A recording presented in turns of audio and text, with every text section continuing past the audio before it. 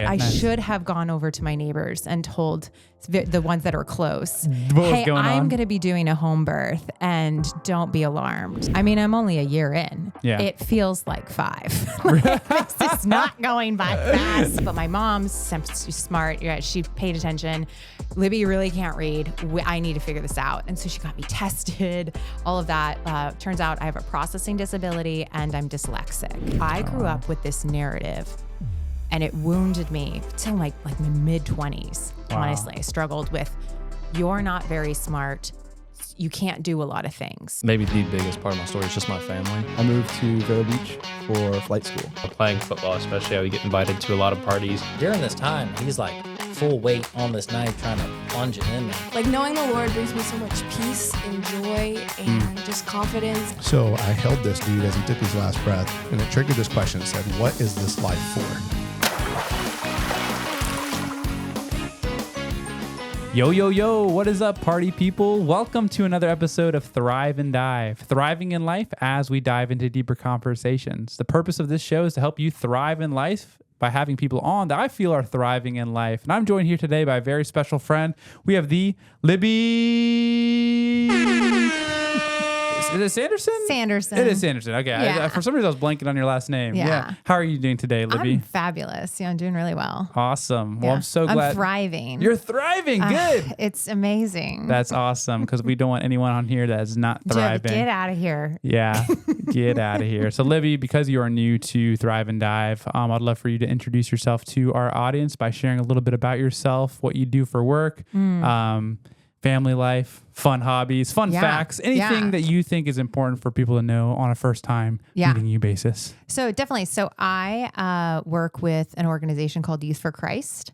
And so that organization goes into public schools and we build relationships with them in order to point them towards Jesus. And we do that in numerous ways. We do clubs and then appointments, building time, small groups, all kinds of things. And it's the hope is that we will connect with lost kids and disciple them to see who Christ is and hopefully ultimately raise them up as lifelong followers of Jesus. Amen to that. Yeah. And that's one of the first times I met you is through Youth for Christ. So actually, if I remember correctly, if my memory serves me well, we actually did a joint event with a bunch of different ministries back when I was a teacher at Master's Academy, and we did some sort of like outreach event. I didn't know. That was a great event. So it was a dodgeball glow-in-the-dark tournament. dodgeball, actually. Yes, FCA crushed it. Yeah. I didn't do much. All I did was I knew that they would have a hard time like all the kids would just be standing around because they had registering was going to be a nightmare. And like, how do we put the teams and the brackets together? So they needed some time, probably about 30 minutes.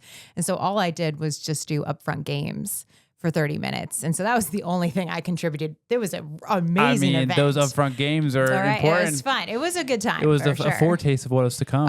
If people were having a bad experience off the rip, they might have chosen to leave before the event actually started. I'm just standing around here. What are we doing? Well, people say the first 30 seconds of a video or first 30 seconds of a sermon is the most important 30 seconds because so same with an event. The first 30 seconds or 30 minutes essential to the event.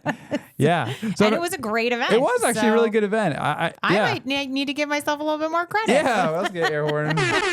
So Libby helping make that event a wonderful glow-in-the-dark dodgeball. So I met you there, I think for the first time. Maybe I've met in passing before then, but and then afterwards, I'm like, oh man, this is a cool relationship, specifically between Master's Academy, the school I was working for, and then Youth for Christ, the ministry we're working for and are still working for. And for me, I'm like, man, I want an opportunity to partner with a local ministry that specifically works in public schools because I have some students that I was teaching that are in a private school that know Jesus, love Jesus, but they need an opportunity to share what they've learned with people who don't know Jesus because unfortunately, the one downside to a Christian school is that there's not as many opportunities to witness. So I'm like, man, how can we get them outside of our four walls to impact other students that don't know Jesus? So it was an awesome partnership. It was. Working with Imagine School South Vero and you guys. So that's kind of how we got to know each other even more through that ministry. So, okay, so you're working with Youth for Christ. Tell us more about yourself. Yeah, so I'm married. I've been married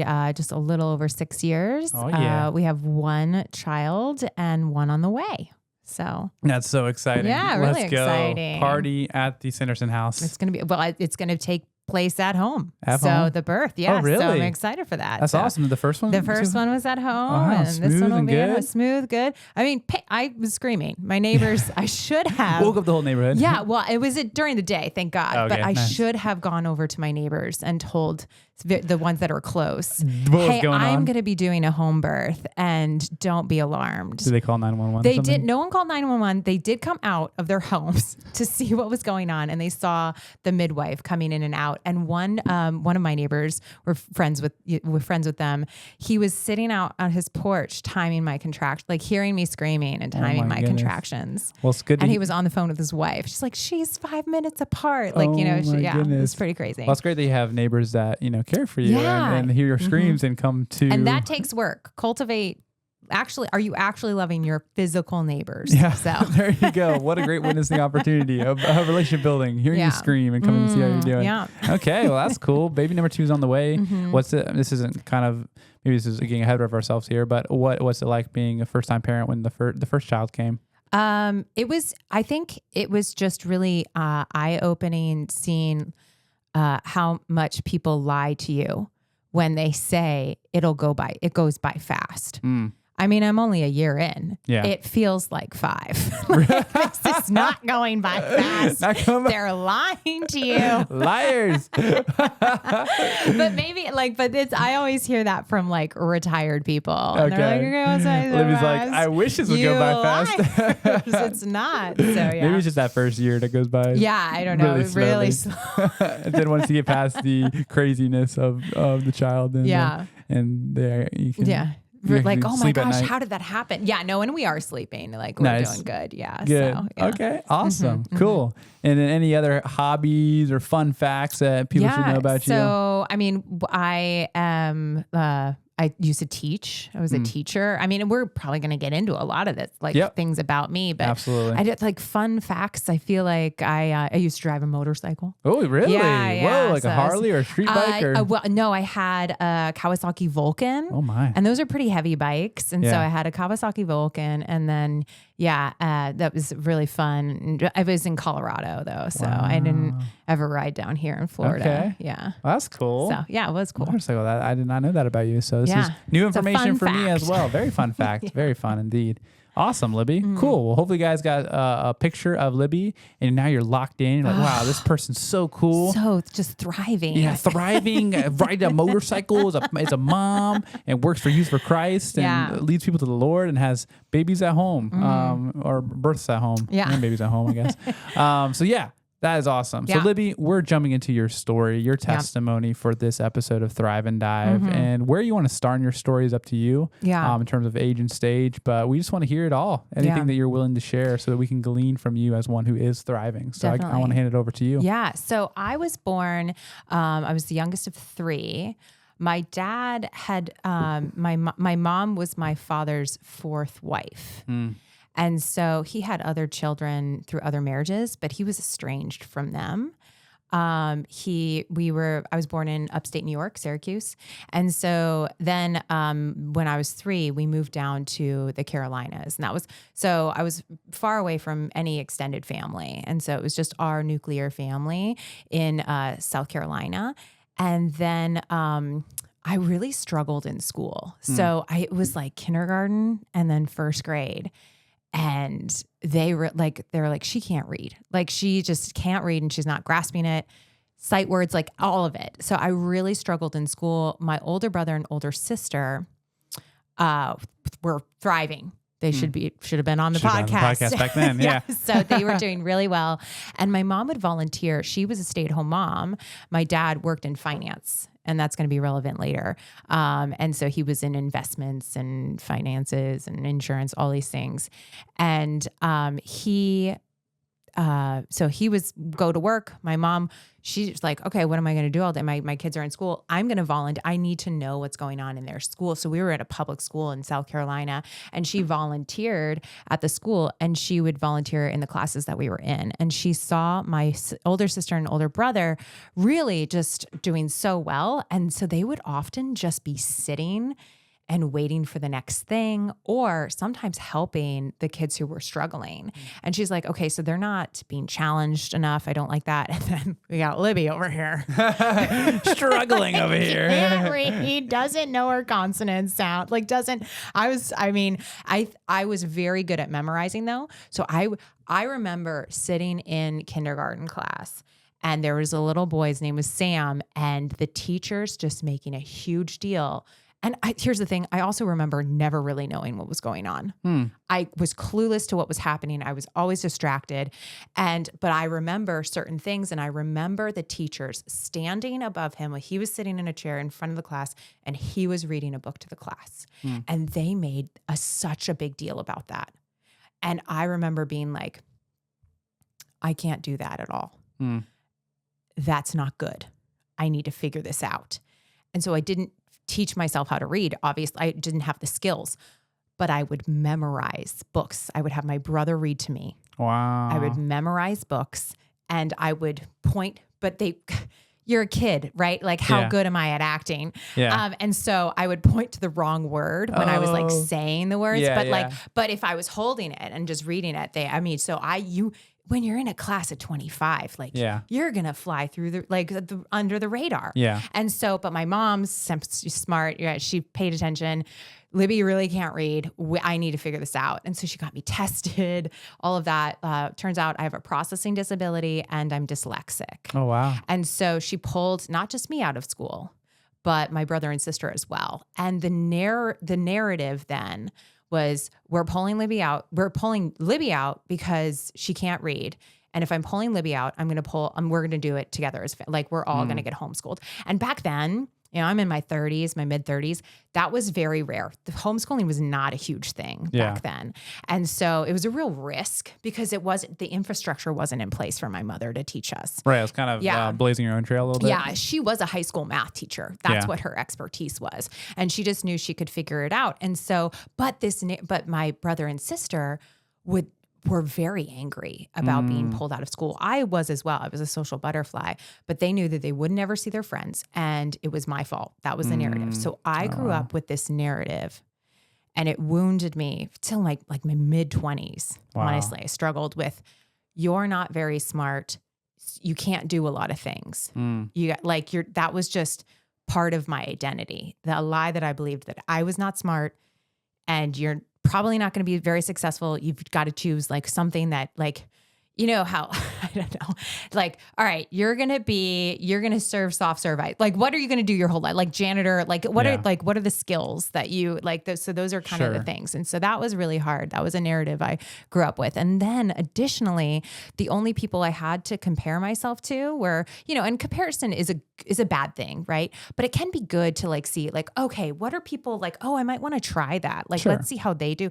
And so the only people I had to compare myself to with academics, with any type of, board game, strategy game, and with sports, so basketball, we had a basketball hoop, we had all these things, were my brother and sister. Yeah. I was the youngest. They were so much bigger than me. They could do things. They were more. How much older were they? My brother was 3 years older, and my sister and I are actually really close in age. Yeah. But I look back at the pictures, she was a foot taller than me. Wow. So we were a year apart, but she was always, and she's still, she's very tall. She played college basketball. So, and so I was just constantly lagging behind. I would lose every game. I got so good at losing. I am was not thriving in that way either. Yeah. And so then, so this is how I'm living my life. Until I'm 11 years old. And so we're homeschooled, and that's church also was our second home.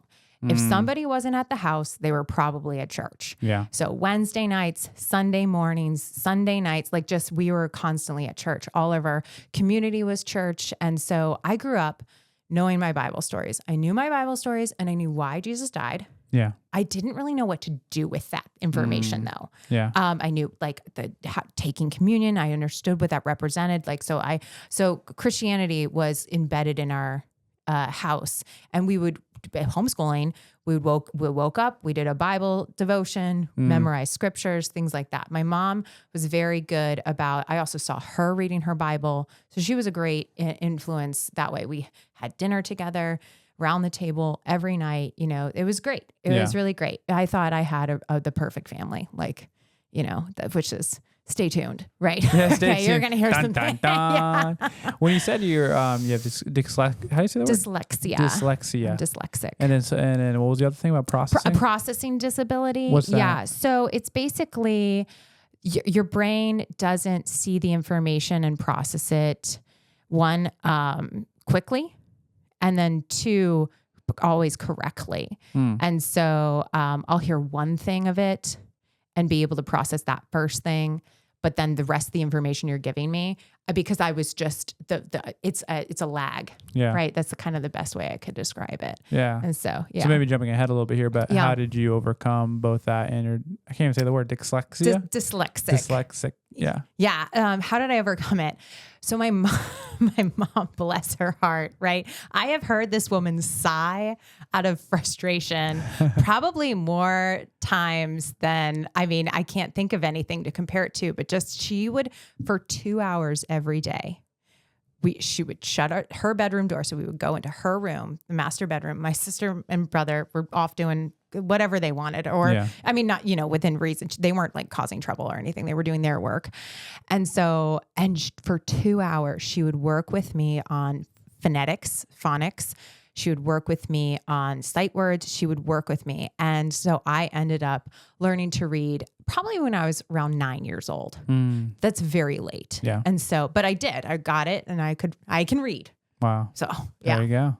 I'm Way to thriving. overcome. You're thriving. Yeah. So I can read now, so don't worry. Yeah. But then just with the identity, or you're also asking about like overcoming, knowing like that I'm not unintelligent, or I guess all the above. However deep you want to go into that. So that took a while. That was a part of my identity for actually, we'll wait, like, because it'll, come back to that more in depth than that. Perfect. So, and how to heal from those kind of lies and stuff. Yeah. Awesome. So ideal family household from what you're saying on the outside. Great. You're saying as you're going to learn in a minute, not so much. I don't know if you want to get into that side of things. So I was 11 years old, and I remember my dad coming home really excited. He was so excited about this gentleman he met when he was on a business trip. And this is going to be a great investment. He's so excited. He put all of our money, almost all of our life savings, into this investment because it was just going to be such a great return. And not only that, but he was a financial advisor for several of our family members, our extended family. And then, the church, right? That was our family, our church family. He managed funds for a lot of the people at our church and advised them.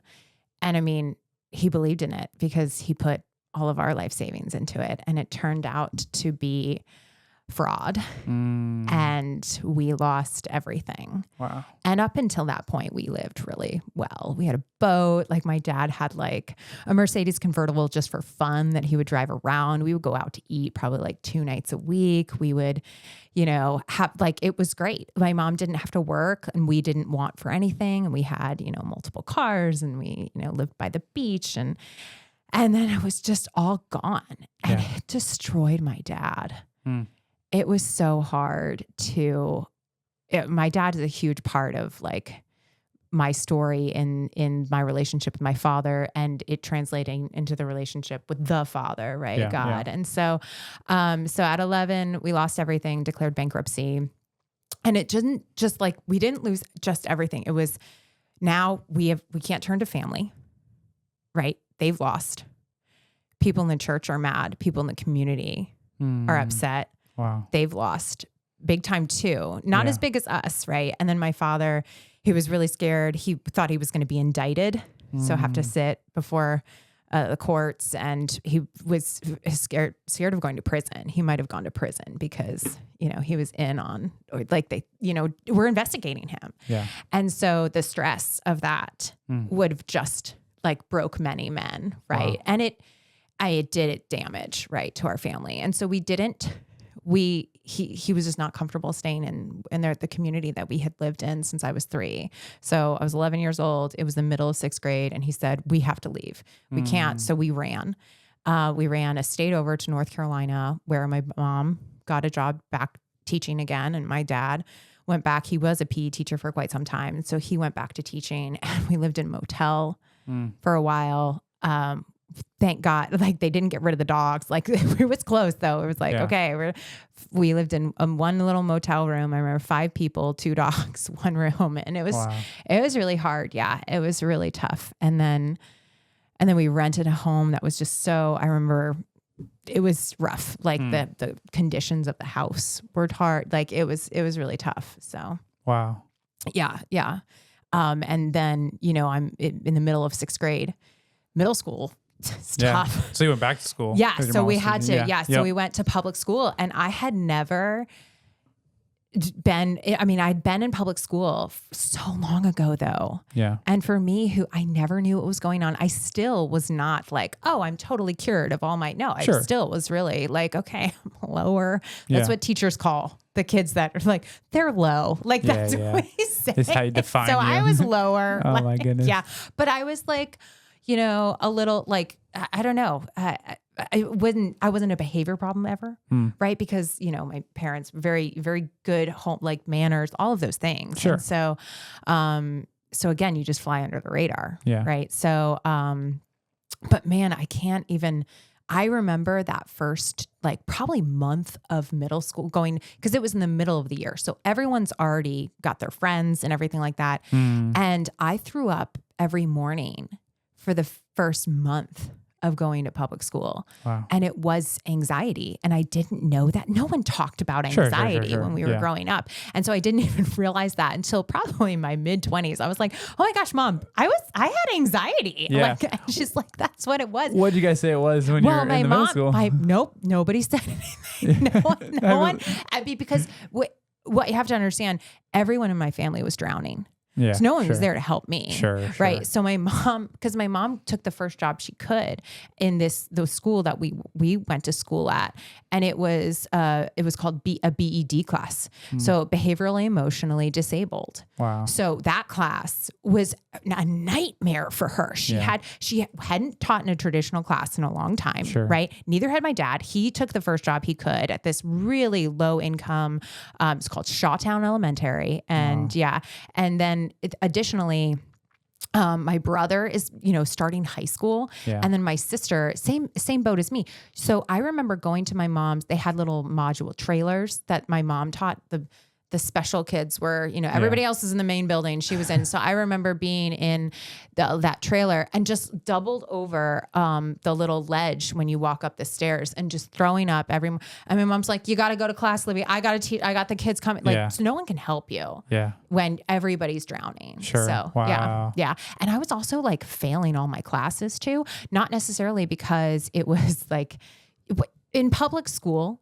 if you do the homework, you do the classwork, and you can fail every single test, they'll pass you. Okay. You'll get a passing grade. You'll get a C, right? But I was failing everything because I didn't recognize. I wasn't even like paying attention to there's homework. Yeah. So I wasn't doing homework because like I had already public school. I did school. Yeah. I did school for the day. But homeschooling, because that's what homeschooling was. Right, you do your school, you're done. You're done. Yeah. Okay. I didn't understand that. So I'm like constantly getting in trouble. And then I finally figured, okay, there's work to also be done. Like, okay, let me do it. So, and it just, I would get in trouble for not walking in a straight line with everybody. I used the teacher's bathroom because it was the closest one. I just saw a bathroom and so I got yelled at for that. You weren't doing things on purpose. No, it was like you didn't know anything. I was getting, so I wasn't like, it was rough. Yeah. It was hard. I remember the teacher called me up to the board to do, to do a problem. It was in math class and I was running out of room. And so I just started erasing. I erased the silent lunch list. So all the names of the kids who had silent lunch. And I didn't realize because I didn't even know what silent lunch was. So it was it's a mess. Oh my goodness.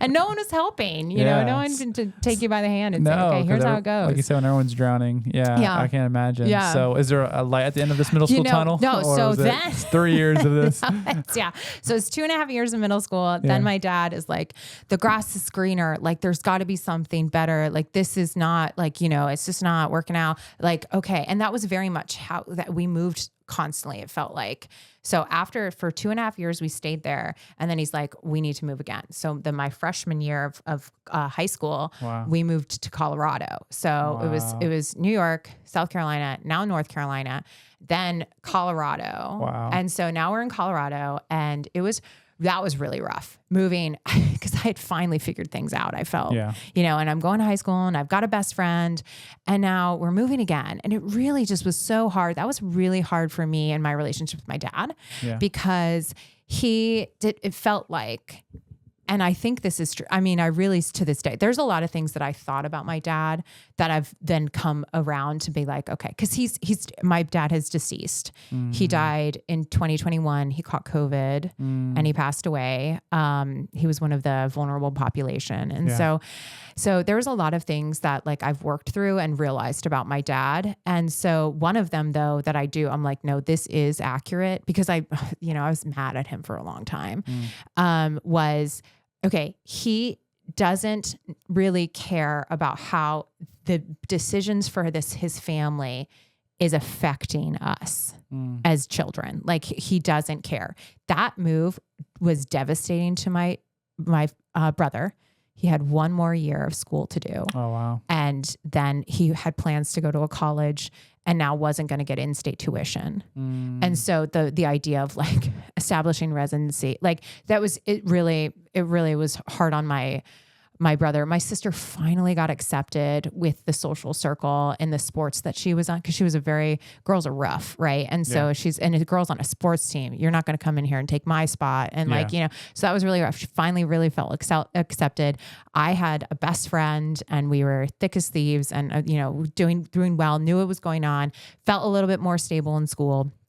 And now we move again. And so, I don't think he even thought about it, about like those things for us at all. Wow. And so we moved to Colorado. That was so brutal because back then there wasn't social media. So like trends took like 2 years to get to the middle of the country. So trends would start in California and they'd start in New York. Like, so East Coast, West Coast, trends would start like things, and then they would slowly make their way to the Midwest. Wow. And so I rolled up to high school in like my Hollister, like, polo, right? Doubled up. You got one pink one blue one on top, right? Do you remember that? Like, yeah, maybe. I'm a little older than you. Yeah, well, that and my school had a dress code, and Okay. was never So read the I style. roll up to these. I've got my Hollister. I've got my jeans. I've got my boat shoes, and I'm going. And like everyone, I'm like, what is this? Yeah. This is so weird. And so that was my freshman year. By my senior year, people were starting to wear those things. And I was like, what's going on? Did you bring the trend over? No one Or did wanted people make anything fun to of do you? with me. Yeah. Oh no. It's so hard. You weren't revolutionary. No. And then also just, it was so culturally so different. Like just the high school in Colorado I went to was so different than the group of people and I just think it's like Southern, like there's something about the South. Yeah. And that school and then college, or sorry, not college. And then high school in Colorado was just really tough. And so, it was really hard. And I think, and again, we're still like, after moving, after the bankruptcy and everything and losing everything, dinner on the table stopped. So we weren't eating as a family anymore. We didn't really feel like a family unit ever anymore. Wow. My father shifted dramatically. He had a distrust in people. His jovial, like fun self was gone. All he would do was like find extra jobs and stuff to do. Right. And so I understand that though, like, he went through something really hard, really challenging. He probably felt like a failure. And he probably felt like he let his family down, so that's tough. Right. And let me, like my 14-year-old self, try and understand what my dad's going to. That's a really hard ask to ask an adolescent to understand the weight of what was going on with my father. Yeah. Additionally, my dad grew up in a time. So remember, my mom is his fourth wife. Right. And so he got married to her in his late 30s. And so he had already had all these string of failed marriages. And additionally, he was born in 1946. Okay. So that's the generation of that. That's the traditionalists. That's what they're called. Like the greatest generation. Right. And so those guys, fought in Vietnam, like, you know, that's like, and they also, their dads, them went through the Depression. Okay. So you're thinking about that. And my dad did, he was at the tail end of the Depression as an adolescent. And so you think about that, and those dads, they weren't like coming home from work and being like, James, how was your day? And like, tell me about what's going on. And how's your soul? Like, that's not, no, my job is I need to go to work and I need to provide for my family financially. And maybe I'll throw a ball with my kids and teach them some basics of sports. And if I've done that, there you go. I did a really good job being complete. a dad. Okay. And so that's like now, no, but for my dad, so that's the kind of dad he had, but he didn't even have that jovial sports, like nothing like that. My dad had a dad who beat him, right? And his brothers. He grew up with 5 siblings. Well, he had a 6th, but she died. And so he had 2 sisters and 3 brothers. The boys were all beaten. The girls were not. It was, you go, as soon as you're old enough, you get a job, right? And so I had a much better father than the dad he had, right? So I just want to like express that, you know, giving your parents some, like knowing, like trying to feel like, who are they and where are they coming from? Because I do applaud the job my dad did with so many things when it comes to being a parent. So, but he, on the other hand, though, just because he was a better doesn't mean that he was the all-star dad, right? And so that, you know, he went through that really hard crisis with bankruptcy, and then additionally, but it doesn't cost money to have a conversation with your kid. Sure. And that's not anything. He never really paid attention to me. Like, he didn't want to know me. Was there like a lack of awareness, you think, from his part? I mean, he didn't think that was his job. Yeah. So, I mean, I remember a couple times talking to him, and he wasn't paying attention. He turned up the volume on the TV. And I was just like, and as a teenage girl, I was like, loud and clear. Yeah. I'm not interesting to you. Yeah. There's so many other things you'd rather be paying attention to right now than me. Fine. That was very wounding. Yeah. And so I'm getting that message over and over because, like, additionally, like, I swam. So in high school, back to high school, it was really hard. In Colorado. Yeah, in Colorado. My sophomore year, I joined the swim team. I do it just because I realized, like, I'm gaining a little bit of weight. Let's some exercise. Let's get some exercise. Didn't take it seriously at all. My sophomore year, junior year, I'm like, I could kind of be good at this. Yeah. And so I work my tail off. Wow. I work my tail off. I get good. I get to be like one of the top on the team.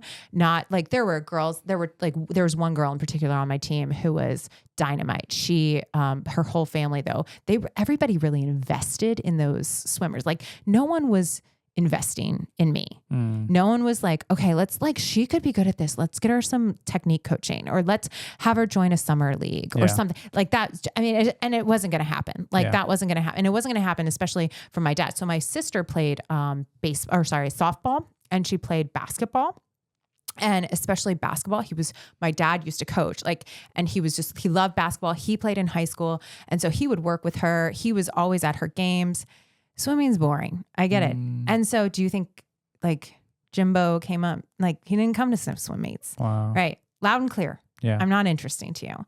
He didn't learn any of the rules. He didn't learn my times. He didn't learn the events, nothing, just didn't. Clueless about it. Yeah. And so again, like, okay, I'm not very important to you. I am not very valued in your eyes. What is valuable is getting good grades. So in my household, you need to do a sport and you need to be good at it. Don't just do it. Like, you got to do it. Grades, get good grades. If you don't get good grades, you're slacking up. You're not worth much. And then I don't have anything to brag about with you. Yeah. And then additionally, an instrument, that would be great if you do that. So I played piano for 9 years. Oh, wow. I can't play anything now. It was terrible. I couldn't really read music. Investment. No, I know. Don't talk to my mom about that. She'd be really upset. And then additionally, you need to just like, like if you don't do one of those things, you need to get a job. You need to be making money. You need to be doing something right with your time. So very much performance based. That's how you're going to get attention in this house. That's how you're going to get praise. Okay. Yeah. So yeah. And so I faked being smart. Totally. I took all these AP classes and honors classes, not because I was smart. Two reasons. One, I did not want to be in the, the remedial or not even remedial, like the run of the mill class, because there's a lot of behavioral problems in that. Sure. I didn't want to put up with that. So I'm like, Craziness. okay, I'm going to work my tail off to be in either honors or AP, and they'll take me because I'm not a behavior problem and I will do the work. Yeah. Right. And so I failed every AP test. I got a 2 on, that was the highest I got, but I just did it. Right. Because that was the expectation I felt. Now my mom, totally different. I didn't get that from her at all. But my dad, I definitely did. And that's who I wanted. Yeah. I wanted my dad to say good things about me. That was the only time I felt like that was the only time I felt attention from him, was when we were standing at church and he would say, "Oh, Libby, like was 3rd place or 2nd place in her swim meet. Like, whatever, she scored this many points for her team," like something like that. And I was like, okay, Yeah. let's keep doing those things. The achievement mentality. Yeah. Wow. Totally. And so, so with that being said, it was really, so high school I didn't have friends. I didn't want friends. I wasn't trying to be, the queen bee of anything, because one, I'm coming from the Southern schools and I'm just seeing like, there's not really anyone very interesting. And plus all of these, it was a small town we moved to. All of these groups have been full since elementary school. Like they're full. Yeah. They don't need another. They made that very clear. Gotcha. So I was like, okay, so it's their misfits that are over here, or it's these, the clique who clearly they've loud and clear. They don't need a Libby in the group. So I was like, fine, do it on my own. Like my sister will be my best friend, which worked out really well. Freshman, sophomore, and junior year, right? Because remember, every move that we did together. Yeah. So we had that like trauma bond, right? Sure. Didn't work well my senior year because she was gone. Sure. So she graduated and I didn't really realize. I was like, oh yeah, I don't have any friends. Like I have people I know. That didn't really bother me. I was fine with I was fine because again, my brother was a senior when we moved to Colorado. He had, very, very little time left in school. And because he was a semester ahead because he went in homeschooling, he had all these credits and things like that. And so he had 1 semester left. So he lost in-state tuition. He left at age 18 to go and live in an apartment in South Carolina and establish residency so he could go to a state school for free. That is his life really went downhill from there because an 18-year-old in an apartment, like no structure, like same dad, like you're talking about the same dad. Right. And so that was really rough. And then my sister went back to school as well she went to North Carolina for school. And so I'm like, I don't need to this is senior year. I'm not trying to make a ton of friends. Like I had my sister all through this time. I don't need to make a ton of friends. Let me just do my senior year and get out, do my time and get out. That's how it was for me. Yeah. So do really well in school, do really well in swimming, try and get as many scholarships as you can academically, like whatever, do what you can. And so that's what I did. And then, but my senior year, I realized you've got some real resentment built up for your dad. Like you've got some real resentment because not only did he just, again, the moves affected us and he didn't seem to care, but he also went online and he got ordained online to be a minister. Oh, wow. And I don't know how much work that takes. Like, it doesn't sound like it takes a lot of work. Depends what institution or denomination going through. Yeah, it didn't seem like it was a lot. Okay, for whatever he did. Yeah, Like you can get ordained tonight if you want. We had like a computer room outside, or the loft, and like that was where the computer was.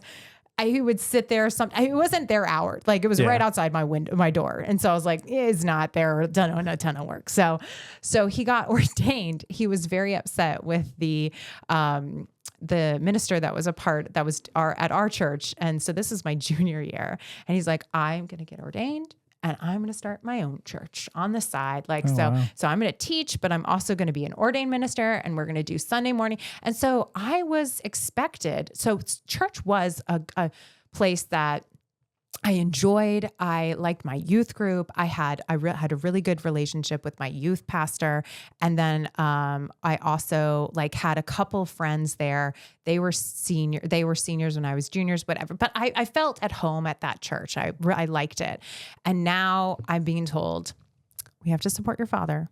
Oh, And so, oh man, like tick me off. Now I can't even go to the church I want to go to because we have to look like a happy family. And they don't see him when he loses his temper. They don't like at home, and they don't see that he doesn't like really, I don't see him really like studying. I would see my mom do her Bible studies. I didn't really ever see my dad do that. I didn't feel like he was ever the spiritual leader of our home. And so now I have to go to this church and I have to sit in the pew and listen. My dad's going to preach at me about how to be a good Christian.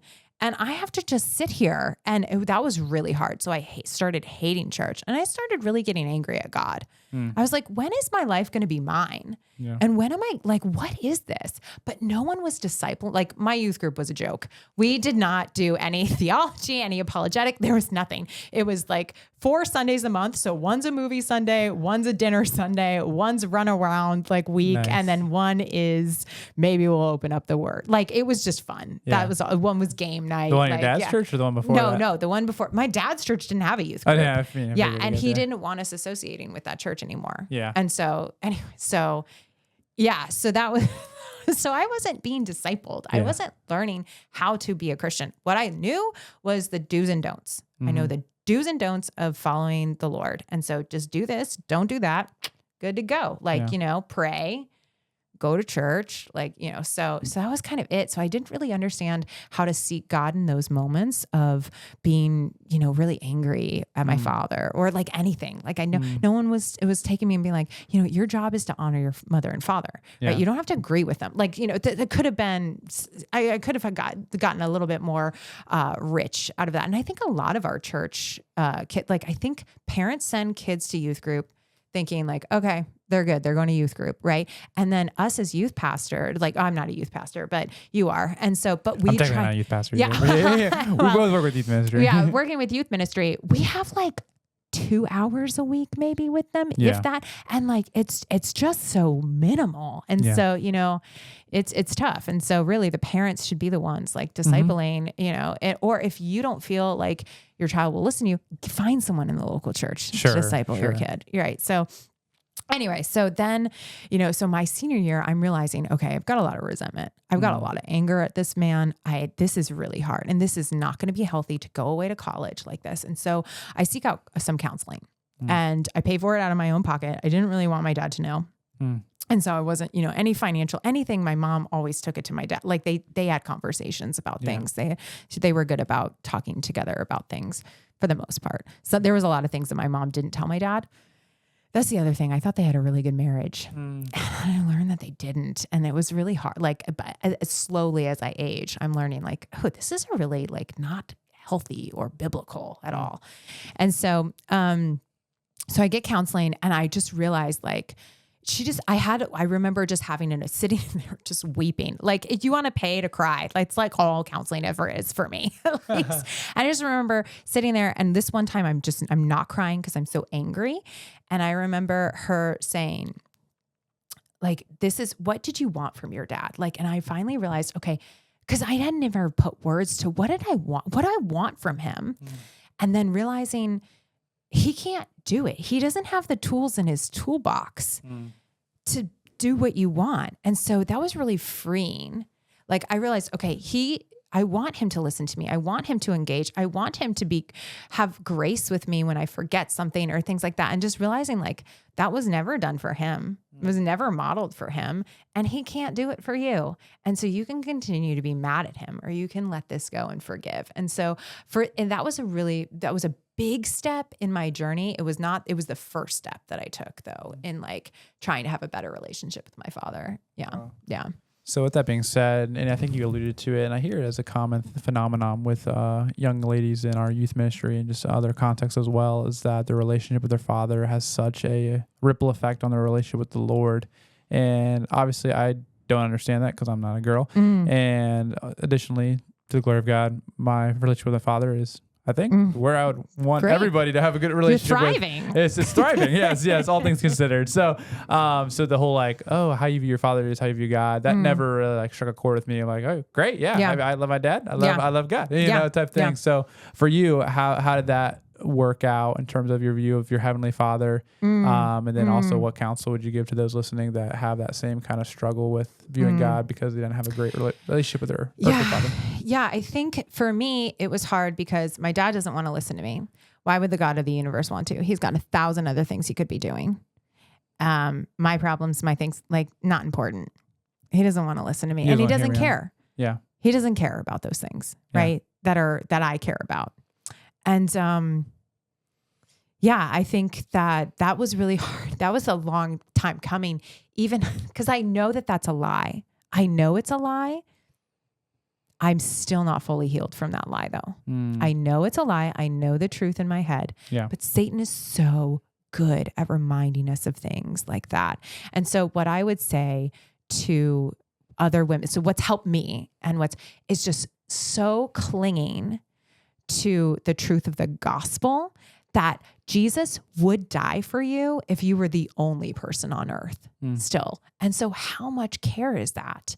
Right. And so just knowing that I am deeply loved and I'm deeply known. Yeah. And he does want to hear from me because he is my true dad. And so there's that. But I've felt, when I pray for things in such earnest for certain people I hold dear to know him, right? That had to have salvation. I want that so bad for certain people in my circle.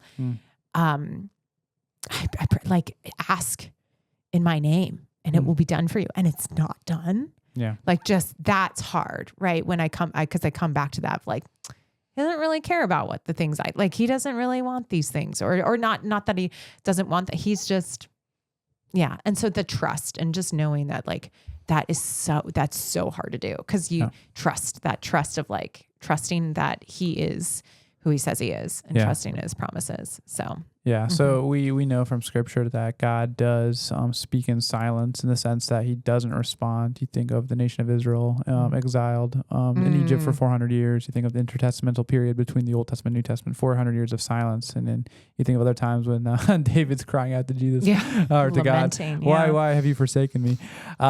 So how have you reconciled? Because that's a real struggle and a real complaint even in my own life is like, man, God, you are silent. Do you really care?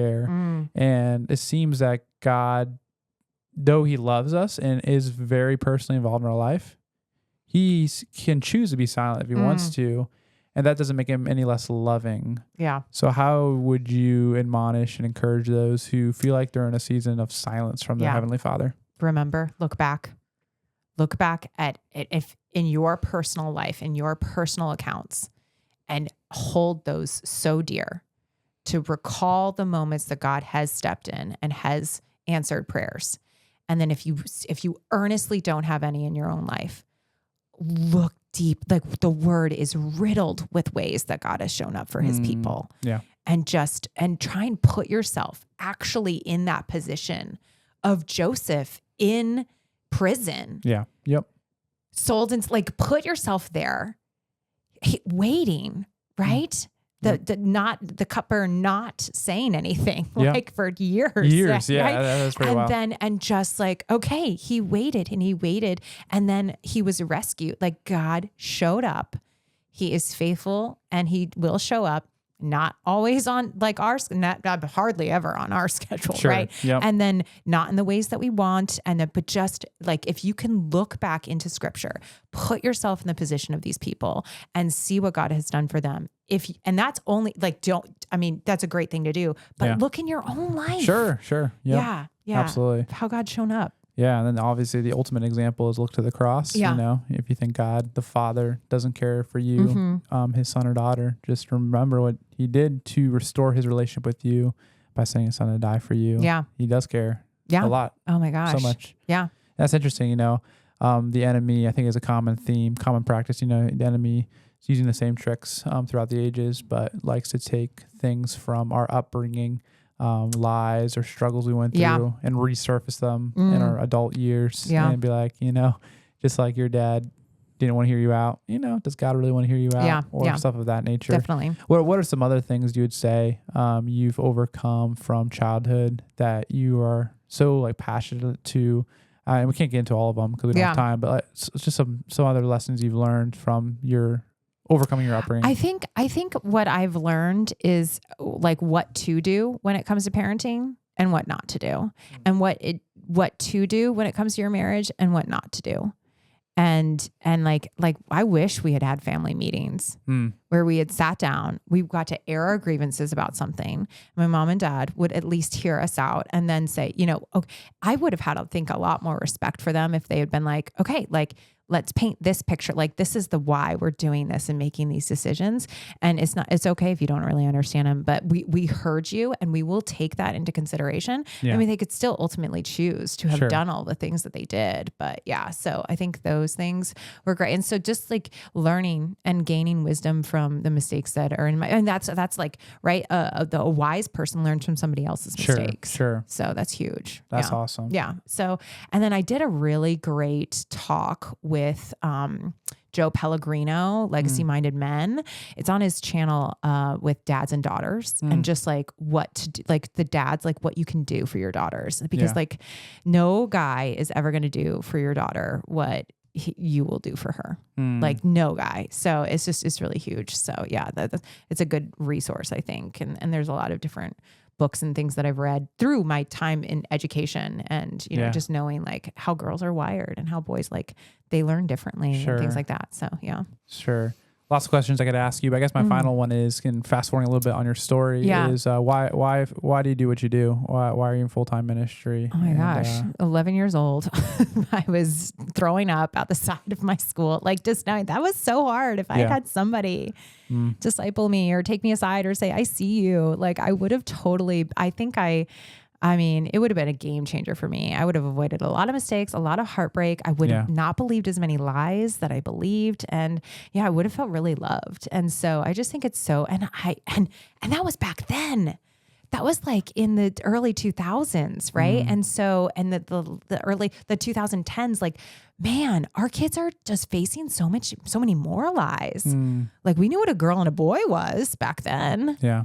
We like that wasn't running rampant. Right, like, wasn't. and so, yeah. So like, yeah, I think this young generation is so desperate to hear truth, but they don't even know that and they can't recognize truth, So I think it's important. Well, I just want to say thank you for doing what you do in terms of the ministry at Youth for Christ, Campus Life, and all the things you do through that ministry and how, taking again the experiences you had and then leveraging that as a bridge to reach other students that were in similar situations as you or completely different situations than you, regardless of the situation. And thanks for sharing your story. Yeah. And any final thoughts concerning your story? We are planning to have you back on again for I'd love to be more back. conversation. Yeah. But any final thoughts for this episode? I think, forgiveness, forgiving my dad, even though he never said he was sorry. Like that's huge. Wow. So big. So Wow. like you're going to need, like forgiveness is so freeing and it's so healing. So That's awesome. Forgive 7 times 70, right? Yeah. Yeah. That's awesome. Yeah. Great, Libby. Well, thank you so much for being on Thrive and Dive. Thanks for sharing your story. Thank you. Round of applause for Libby. Yeah. Awesome. Great. Thank you, Libby. Well, guys, this is Thrive and Dive, thriving in life as we dive into deeper conversations. Have a great rest of your day.